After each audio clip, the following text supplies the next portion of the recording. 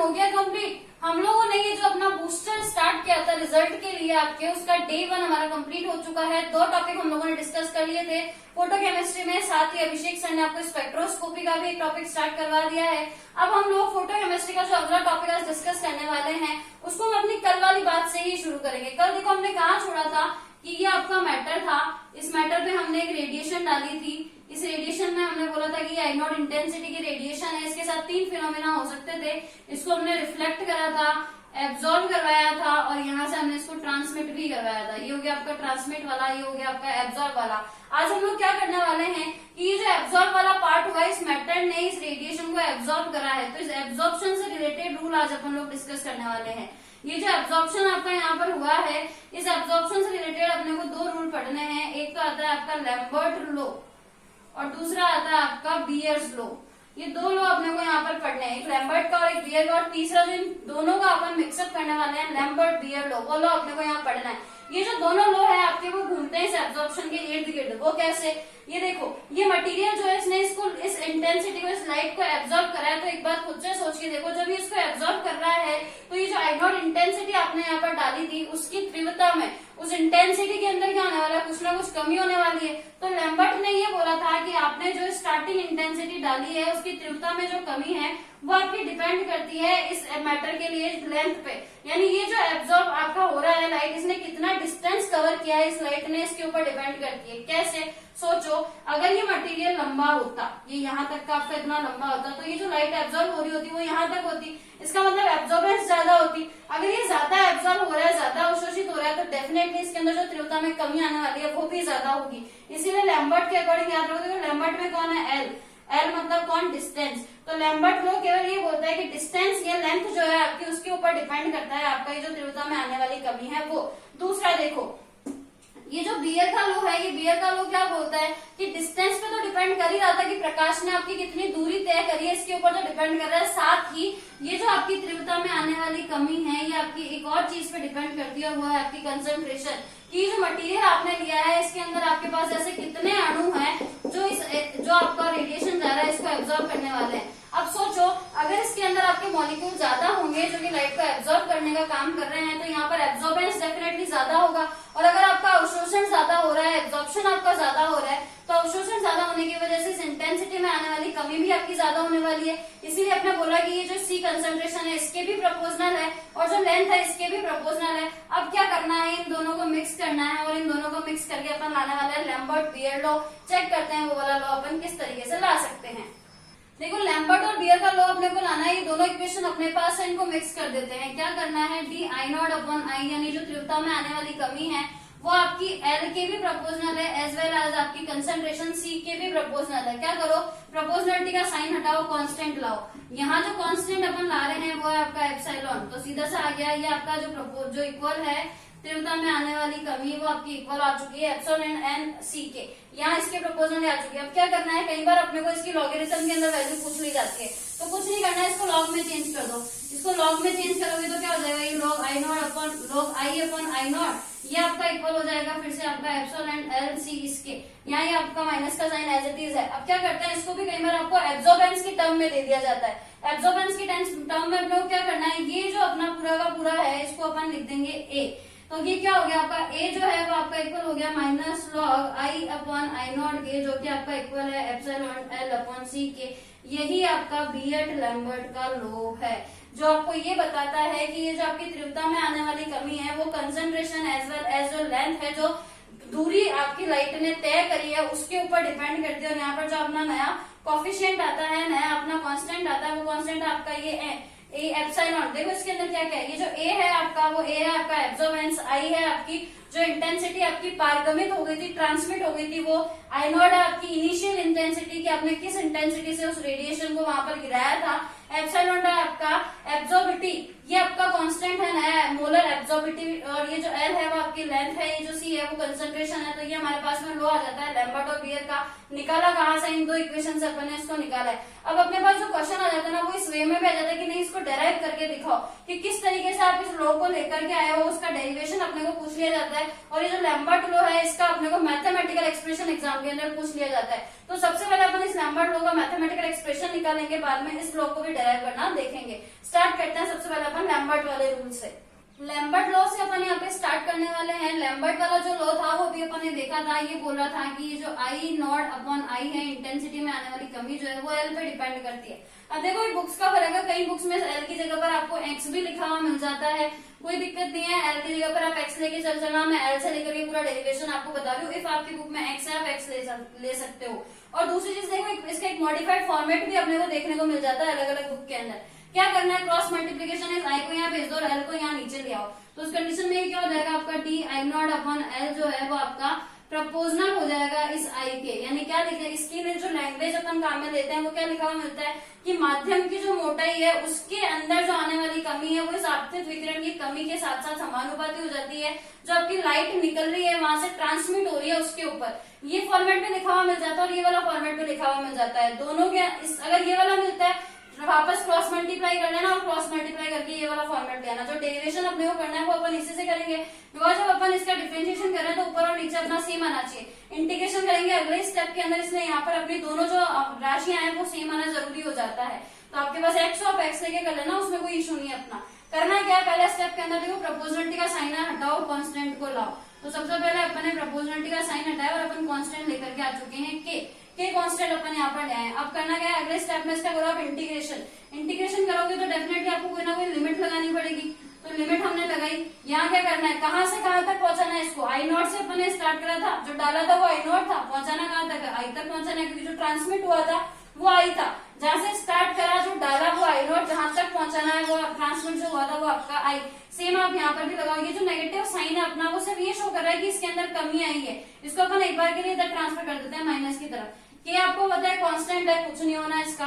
ये जो एल है उसका फिर से आपका इंटीग्रेशन होना है, और एल का इंटीग्रेशन कहाँ से करोगे, एल आप कहाँ से करोगे, 0 सेंटीमीटर से लेकर के एल हो जाए वहां तक करोगे। तो इंटीग्रेशन करने के बाद यहाँ पे अपने पास क्या आएगा, एल एन अपर लिमिट क्या करते हैं, lower limit minus upper limit. ये आपकी लोअर लिमिट, ये कितनी है आपकी आई नॉट। यहाँ अपन क्या करते हैं, upper limit minus lower limit. Upper limit कितनी है आपकी आई माइनस क्या करेंगे आई नॉट, ये आ जाएगा आपका L N I minus L N I naught. इसको वापस अपन नहीं लिखते हैं, इसलिए अपन इसको ऐसे भी लिख सकते हैं कि L N I minus I naught हो जाएगा यहाँ पर। यहाँ आपका के जो है वो constant as it is, L के आप लिमिट लगाओगे एल माइनस 0, तो वापस यहाँ पे क्या आने वाला है एल, तो वहां पर तो अपना एल आ गया। अब देखो लॉग ए माइनस बी क्या होता है आपका, लॉग ए अपॉन बी, यहाँ क्या आ जाएगा आपका log I upon I not. ये वैल्यू अपने पास यहाँ आ जाएगी और ये किसके इक्वल है आपके माइनस के एल के। इस नेगेटिव साइन को आपने यहाँ से इधर से इधर भेजा था ना, वापस इसको यहाँ से यहाँ भेज दो, तो ये वाला जो नेगेटिव साइन है आपका वो वापस इधर आ गया। अब फिर से अपन क्या करने वाले हैं, इसका एक नया टर्म दे देंगे अपन जो है अपना ए। तो अपन क्या लिख देंगे, ए एब्जॉर्बेंस जो ए है वो आपकी इक्वल आ जाएगी minus L upon I not के, और ये किसके इक्वल है आपका के एल के। तो ये डेरिवेशन अपना यहाँ पर हो जाएगा। उसके बाद देखो आपको क्या मिलता है, कई बार ये नेचुरल लॉग के फॉर्मेट में ना मिलकर आपको एंटी लॉग के फॉर्मेट में मिल जाता है। तो एंटी लॉग के फॉर्मेट में इसको कन्वर्ट करने के लिए क्या करो, यहाँ से इसको तो हटा दो और आपको ये वापस लेना है, इसका एंटी लॉग लो। इसका एंटी लॉग लोगे तो क्या होगा कि जो सामने वाला जो आपका जो भी यहाँ पर सामने लिखा था वो कहाँ पहुंच जाता है, एक्सपोनेंशियल की पावर में, यानी ई की पावर में ये पहुंच जाएगा। और यहाँ जो आपका नंबर लिखा है वो आपका एज इट इज, इसके साथ कोई छेड़छाड़ नहीं करनी, बस ये जो एल एन है वो हट जाएगा। तो एंटी लॉग जब अपन इसका लेंगे तो यहाँ तो आपका बच जाएगा आई अपॉन आई नॉट, और ये आपका इक्वल हो जाएगा ई टू दी पावर, ये वाला जो के एल है आपका जिसके साथ में यहाँ नेगेटिव साइन लगा हुआ था अपना, क्योंकि मैंने यहाँ से हटा दिया वापस इसको, तो नेगेटिव साइन जो अपना यहाँ लगा हुआ है ये पहुंच जाएगा आपका ई to the power minus K L. अब देखो आई नॉट इसके इक्वल है, इसको आप सिंपल इक्वेशन में चेंज करना चाहते हो कोई दिक्कत नहीं है। आई इज इक्वल टू क्या हो जाएगा I naught E to the power minus K L. ये फाइनल मैथमेटिकल एक्सप्रेशन अपने पास में आ जाता है इस लैम्बर्ट लॉ का। तो लैम्बर्ट लॉ का जो फाइनल मैथमेटिकल एक्सप्रेशन है वो आपका इस तरीके से आता है, सीधा सा काम है। एक बार तो इंटीग्रेशन करना है, बाद में जो है उसका एंटी लॉग ले लेना, 2 ही स्टेप के अंदर आप फाइनल इस मैथमेटिकल एक्सप्रेशन तक पहुंच जाओगे। ये तो लैम्बर्ट का लॉ आ गया। अब अपने को लैम्बर्ट बियर्ड दोनों का लॉ मिक्स करके निकालना है कि उसका मैथमेटिकल एक्सप्रेशन कैसे आता है, तो चेक करते हैं अपन अब उसको। लैम्बर्ट बियर्ड लॉ के अंदर अपने को इन दोनों का कॉम्बिनेशन करना है। तो कॉम्बिनेशन में अपने को पता है कि यहाँ पर जो आपकी तीव्रता में आने वाली कमी थी वो प्रोपोर्शनल थी सी और एल दोनों के, यानी कंसंट्रेशन और लेंथ दोनों के। अब क्या करना है, ये वही पुराना वाला काम, प्रोपोर्शनलिटी का साइन हटाओ, कांस्टेंट लाओ। वहां हम लोग ऑलरेडी के को ला चुके थे ना, इसीलिए अपन यहाँ पर नया कांस्टेंट के डैश ले आते हैं। ये नया कांस्टेंट अपन यहाँ पर के डैश लिया क्योंकि वहां अपन के को ला चुके थे। सेम काम वापस करो, इंटीग्रेशन करो, इसका इंटीग्रेशन करेंगे, वही लिमिट लगानी है। लिमिट कहाँ से, आई नॉट से उठाना है, आई तक पहुंचाना है। नेगेटिव साइन को अपन यहाँ से इधर शिफ्ट करने वाले हैं, तो अपन यहाँ पे वापस इसको ऐसा का ऐसा लिख देते हैं। फिर ये माइनस के आपका कांस्टेंट है ही है, छेड़ना ही नहीं है इसको। सी कंसेंट्रेशन के साथ हमने कोई छेड़छाड़ नहीं करी, हमने क्या करा, केवल इस लेंथ को बढ़ाया और लेंथ को कहां से कहां तक, 0 टू एल तक पहुंचाना है इसको। एल की वैल्यू जो है आपकी 0 से एल तक आपको वापस पहुंचानी है। वही पुराना वाला काम, upper limit minus lower limit करेंगे। एल एन यहाँ क्या है आपकी अपर लिमिट कितनी है, आई, लोअर लिमिट कितनी है, आई नॉट, इसको अपन ने कर दिया यहाँ माइनस, यहाँ आपका माइनस के डैश, सी आपका एज इट इज। जब ये लगाएंगे अपन, देखो एल की लिमिट लगाएंगे, एल माइनस 0 आएगा, एल माइनस 0 क्या हो जाएगा, फिर से एल हो जाएगा, तो अपन ने सीधा सीधा यहाँ पर लिख दिया एल को ही। ये भी आपका नेचुरल होगा, जो फॉर्मेट है इसका देखो, A minus B, log A minus B वापस क्या कर देंगे अपन, log A upon B, L N upon I naught अपन ने इसको कर दिया, यहाँ वापस सब कुछ एज इट इज। अब अगले स्टेप में क्या करा, ये जो नेचुरल लॉग है इसको अपन कन्वर्ट कर रहे हैं लॉग बेस 10 में। लॉग बेस 10 में इसको कन्वर्ट करने के लिए अपन क्या करते हैं, 2.303 से मल्टीप्लाई कर दो। तो अपन ने इसको नेचुरल लॉग के अंदर कन्वर्ट करने के लिए लॉग 10 को क्या करा, लॉग 2.303 से अपन ने मल्टीप्लाई करा, तो यहाँ क्या आ गया, ये लॉग बेस 10 की फॉर्मेट में आ गया। बाकी सब अभी भी अपना एज इट इज है, माइनस के डैश सी एल। अब क्या करना है, यहाँ से इस कांस्टेंट को पहुंचा दो इस वाले कांस्टेंट के नीचे। तो इस कंडीशन में क्या हो जाएगा आपका, इस कंडीशन में अपने पास में जो वैल्यू आएगी वो आ जाएगी लॉग बेस 10 जो है आई अपॉन आई नॉट आपका चल रहा है, इस 2.303 को अपन ने पहुंचा दिया इस के नीचे, यानी ये इक्वल है आपका के डैश 2.303 और बाकी आपका किसके इक्वल है, सी और एल के। तो इसको एज इट इज रख देते हैं अपन, ये सी और ये वाला एल। ये नेगेटिव साइन अभी भी अपना यहाँ पर बना हुआ है। एक नया कांस्टेंट अपन यहाँ पर इंट्रोड्यूस कर रहे हैं। नया कांस्टेंट जो आएगा वो इसको रिप्लेस करने वाला है, क्योंकि देखो दोनों ही कांस्टेंट है, के डैश भी आपका कांस्टेंट और ये जो 2.303 है वो भी आपका कांस्टेंट ही है। तो इसको रिप्लेस करके अपन एक नया कांस्टेंट ले आए और वो जो नया कांस्टेंट था वो है आपका एप्सिलॉन। तो ये किसके इक्वल हो जाएगा आपका एप्सिलॉन सी अपॉन एल के।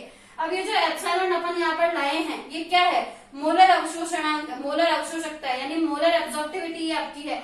कई बुक में इसको भी आपको एप्सिलॉन की जगह पे अल्फा लिखा हुआ मिल जाएगा, कोई दिक्कत नहीं है, वो भी सेम ही है।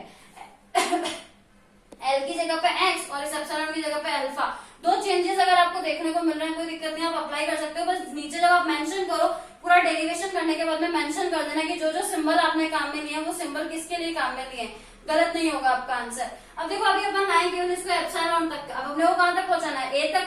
वो नेगेटिव साइन अपन वापस लगाना भूल गए, ये वाला नेगेटिव साइन जो यहाँ पर है उस नेगेटिव साइन को अपन वापस इधर ले आते हैं, क्योंकि अब इसको अपने को चेंज करना है एब्जॉर्बेंस की टर्म में। तो ये जो अपना है इसको अपन एब्जॉर्बेंस की टर्म में चेंज करने वाला है, यानी ए जो है वो आपका किसके इक्वल हो जाएगा, minus log I upon I not के। तो ओवरऑल जो अपने पास में इक्वेशन यहाँ से बन के आएगी वो क्या आएगी, ए जो है वो इक्वल है आपका minus log I upon I not के, और ये जो वैल्यू है वो आपकी इक्वल है एप्सिलॉन सी एल के। तो ये फाइनल अपने पास में इसका डेरिवेशन बन करके आ जाएगा। ये तो अपन ने एक बार में निकाल दिया था पहले बार, सबसे पहले अपन ने, तो इसको अपन इस तरीके से पूरा मैथमेटिकल एक्सप्रेशन के साथ भी निकाल सकते हैं। ये आ गया आपका लैम्बर्ट बियर का लॉ का पूरा डेरिवेशन। अब देखो इसमें क्वेश्चन कैसे आता है, अपन एक क्वेश्चन करते हैं, इसके ऊपर प्रैक्टिस हो जाएगी अपनी। तो लिखो जल्दी से आप लोग सवाल को ध्यान से पढ़ो एक बार। अपने पास में कंसंट्रेशन दी हुई है कि 1 × 10⁻⁴ मोलर, ये आपको मोलरिटी दी हुई है यहाँ पर एम। इस सांद्रता के क्रोमियम विलयन को अगर अपन क्षारीय माध्यम में 1 सेंटीमीटर के सेल में लेते हैं तो आपका 372 nm पर नैनोमीटर पर अधिकतम अवशोषण होता है। मैक्सिमम एब्जॉर्बेंस आपको दिया हुआ है कि वो इस इंटेंसिटी पे होता है, और यदि इस विलयन के अवशोषण एब्जॉर्बेंस की वैल्यू आपको मिल गई 372 nm के ऊपर कितनी है, 0.48 है, तो इसके लिए आपको विलोपन गुणांक यानी कि मोलर एक्सटेंशन कोएफिशिएंट एप्सिलॉन की गणना करनी है। सबसे पहले क्या किया करो, जितना बड़ा सवाल है उसको उतना ही छोटा कर दो, क्योंकि बड़े सवालों के जो जवाब होते हैं ना बहुत छोटे से होते हैं, बहुत इजी वे में निकल जाते हैं। जितना बड़ा सवाल उतना इजी आंसर। क्या करो, यहाँ जो जो आपको दी हुई है वो वैल्यूज अलग रखो। सबसे पहले आपको दी हुई कंसंट्रेशन की वैल्यू अपने पास है 1 × 10⁻⁴ मोलर। सेकंड अपने को दिया हुआ है 1 सेंटीमीटर के सेल में ले रहा है, यानी अपने को यहाँ पर लेंथ की वैल्यू भी मिल चुकी है कि वो आपकी 1 सेंटीमीटर है। तीसरी चीज आपने इसको दी कि विलयन के अवशोषणांक का मान आपको दिया हुआ है 0.48, यानी एब्जॉर्बेंस की वैल्यू भी आपको मिल चुकी है कि वो आपकी 0.48 है। पूछा गया आपको epsilon, molar extension coefficient, molar एब्जॉर्बिटिविटी की वैल्यू आपको पूछी है।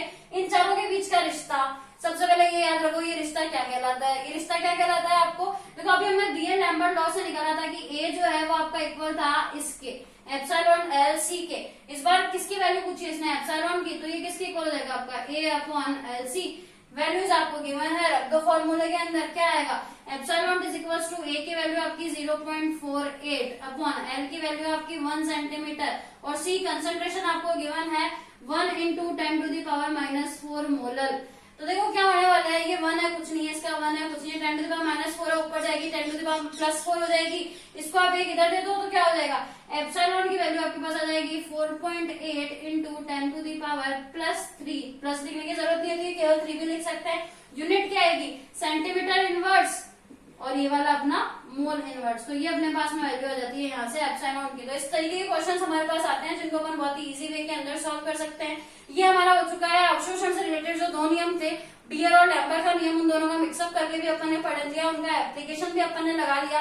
अब क्या करना है, अब अपने को चलना है फोटोकेमिस्ट्री के लॉ की तरफ कि ये तो केवल अपने एब्जॉर्बेंस से रिलेटेड लॉ आए थे। अब अपन फोटोकेमिकल लॉ पढ़ेंगे कि वो किस तरीके से अप्लाई किए जाते हैं। चेक, अब शुरू करना है अपने को लॉ ऑफ फोटोकेमिस्ट्री। फोटोकेमिस्ट्री का जो फर्स्ट लॉ अपने पास में यहाँ पर आता है, पहली बात आप लोग ये ध्यान रखना कि जो अभी हमने पहले लॉ पढ़े थे वो दोनों लॉ थे आपके केवल और केवल अवशोषण पे, एब्जॉर्प्शन पे आपके चल रहे थे। लॉ ऑफ फोटोकेमिस्ट्री अब अपन दूसरा स्टार्ट कर रहे हैं।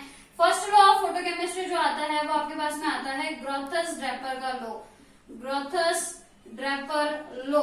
ये आपके पास में पहला लॉ आता है। देखो ये क्या बोलता है, ये लॉ ये बोलता है कि जब आप किसी भी मटेरियल के ऊपर इस तरीके से इंटेंसिटी को अप्लाई करते हैं, रेडिएशन को, जिसके अंदर अपने को पहले से पता है कि ये वाला पार्ट एब्जॉर्ब होता है, ये वाला पार्ट यहाँ से ट्रांसमिट होता है और ये वाला पार्ट यहाँ से रिफ्लेक्ट होता है। इस रिफ्लेक्शन को तो अपन पहले ही वीडियो के अंदर 4% करके नेग्लिजिबल कर चुके थे और ये देख चुके थे कि जो यहाँ पर आने वाली इंटेंसिटी है वो केवल यहाँ 2 चीजों के बराबर आएगी, एक तो आपकी एब्जॉर्बेंस, दूसरी आपकी ट्रांसमिशन।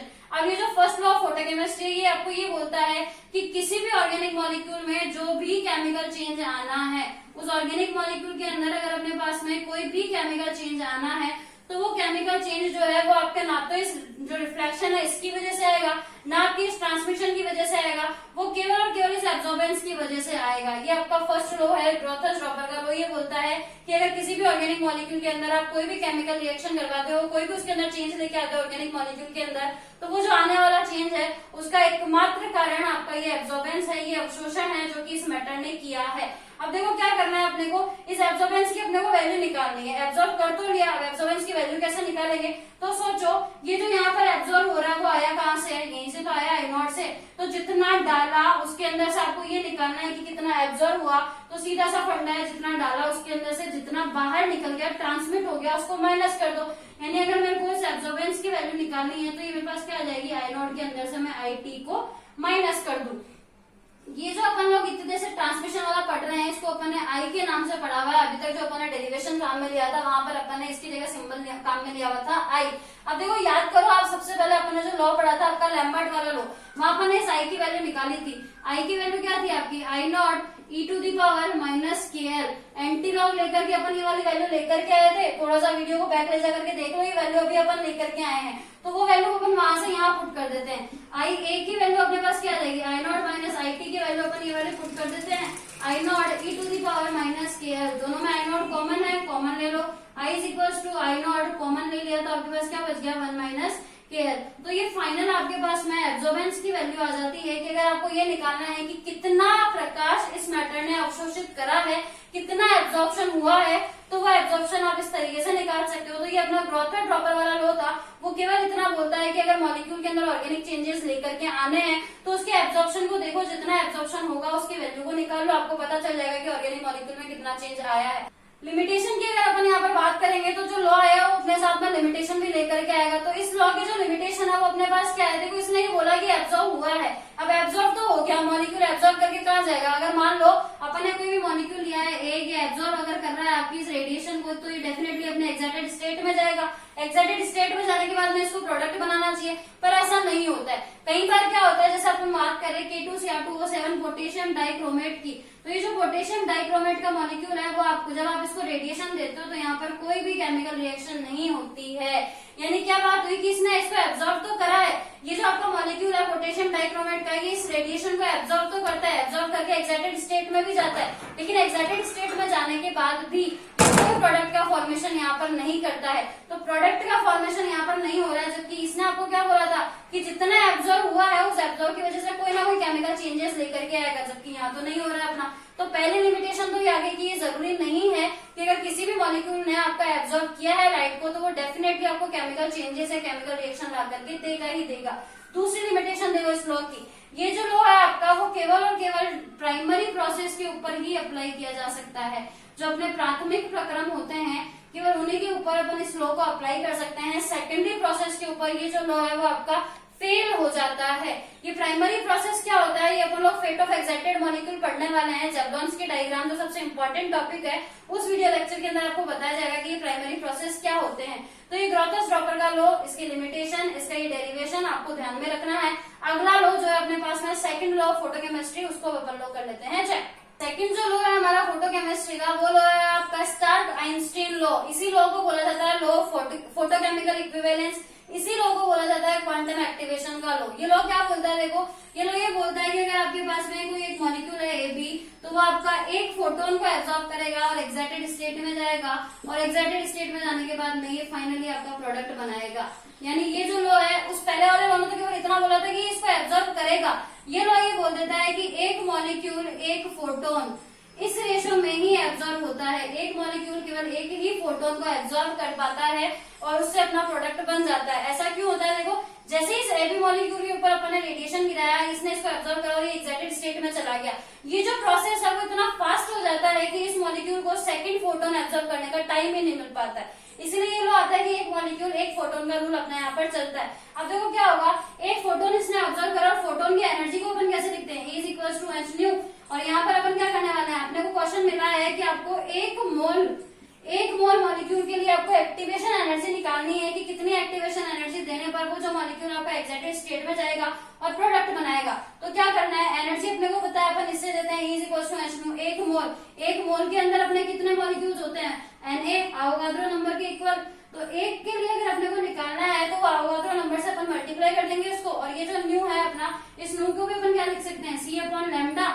यानी यहाँ क्या जाएगा आपका NaHC अपॉन लैम्डा। अब देखो Na आपका आवोगाद्रो नंबर, H आपका प्लैंक कांस्टेंट, C आपकी लाइट वेलोसिटी ऑफ लाइट, तीनों ही कांस्टेंट नंबर है अपने पास में। आवोगाद्रो नंबर की वैल्यू भी फिक्स है, प्लैंक कांस्टेंट की वैल्यू भी फिक्स, और ये जो C अपनी light of velocity of light है ये भी फिक्स है। तो यहाँ से डायरेक्ट अपने पास क्या आ चुका है कि E जो है वो आपका प्रोपोर्शनल है 1 अपॉन लैम्डा के, यानी इनवर्सली प्रोपोर्शनल है लैम्डा के। यानी जितनी वेवलेंथ आप डालोगे उतनी ही इसकी एनर्जी जो है वो कम होती जाएगी। तो अगर आपने को एक मोल के लिए रिलेट करना हो तो वो रिलेशन अपने पास यहाँ से आ जाता है। तो ये आपका आ जाता है यहाँ पर स्टार्क-आइंस्टीन का लॉ, जो केवल एक इंपॉर्टेंट बात बोलता है कि एक मॉलिक्यूल जो है वो एक फोटोन को एब्जॉर्ब करता है, एक फोटोन को एक्साइट करता है, एक फोटोन को इसने जैसे ही एक्साइटेड स्टेट में आया प्रोडक्ट बना देगा। अब ये जो लॉ है इसकी भी कोई ना कोई लिमिटेशन आएगी। तो इसकी लिमिटेशन ये है कि एक मॉलिक्यूल जो है जिसने जैसे ही इसको अपना एब्जॉर्ब करा, एक्साइटेड स्टेट में गया, अब जरूरी नहीं है कि ये प्रोडक्ट भी बनाए। तो क्या हो सकता है, ये जो आपका एक्साइटेड स्टेट वाला मॉलिक्यूल है वो इस बार प्रोडक्ट बनाने के बजाय वापस से इस फोटोन को क्या कर देता है, इमिट कर देता है, और इमिट करके फिर से मॉलिक्यूल का फॉर्मेशन कर देता है। तो ये जो प्रोसेस है वो आपका कंप्लीट नहीं हुआ। तो पहला जो लिमिटेशन अपने पास ये है कि ये जरूरी नहीं है कि जो मॉलिक्यूल आपका एक्साइटेड स्टेट में चला गया है ये प्रोडक्ट बनाएगा ही बनाएगा। ये फिर से आपका जो फोटोन इसने एब्जॉर्ब किया था उसको इमिट कर देगा, उसका उत्सर्जन करेगा, और उसका उत्सर्जन कर करके वापस से मॉलिक्यूल बना देगा। दूसरा क्या है इसका, देखो जब अपन ने इसके ऊपर लाइट डाली, अपन ने इंटेंसिटी डाली, तो वो इंटेंसिटी कम थी, इसीलिए एक फोटोन का ही एब्जॉर्प्शन हो पाया। अगर अपन लोग यहाँ पर लेजर लाइट को यूज करते हैं, लेजर रेडिएशन को अगर अपन यूज में ले लेते हैं, तो लेजर रेडिएशन को यूज में लेने पर एक molecule more than one photon का यहाँ पर एब्जॉर्प्शन स्टार्ट कर देता है। एक फोटोन से ज्यादा का एब्जॉर्प्शन स्टार्ट हो जाएगा अगर आपने लेजर लाइट या लेजर रेडिएशन काम में ले ली तो ये दो अपने पास में इसकी लिमिटेशन आ जाती है कि जरूरी नहीं है वापस प्रोडक्ट बनाएगा, वो अपना वापस से मॉलिक्यूल बना सकता है, और और मोर देन वन फोटोन का भी एब्जॉर्प्शन कर सकता है। डिपेंड्स कि आपने जो इंटेंसिटी डाली है वो कैसी है। अगर लेजर लाइट काम में लोगे तो वो आपकी बढ़ जाएगी। तो ये यहाँ पर अपना सेकंड लॉ भी हो जाता है कंप्लीट। अब देखो क्या करना है, आज अपन ने क्या पढ़ा, एक तो एब्जॉर्प्शन वाले रूल पढ़ लिया, लैम्बर बियर वाला लॉ, और दूसरा अपन ने पढ़ लिया फोटोकेमिकल लॉ, स्टार्क आइंस्टीन वाला पढ़ लिया और ग्रोथस ड्रैपर वाला पढ़ लिया। अब अपन इन सबको मिक्स करके इंपॉर्टेंट जो सबसे इंपॉर्टेंट टॉपिक है इस चैप्टर का, ज़ेबलॉन्स की डायग्राम, उसको स्टार्ट करने वाला और उसको अपन कल के वीडियो लेक्चर के अंदर डिस्कस करेंगे। आज तक का सारा आप रिवाइज करके रखिएगा, बिकॉज ज़ेबलॉन्स की डायग्राम बनाने में अपने ये सारे कॉन्सेप्ट काम में आने वाले हैं। तो yes, keep study and don't forget to subscribe my channel. All the best.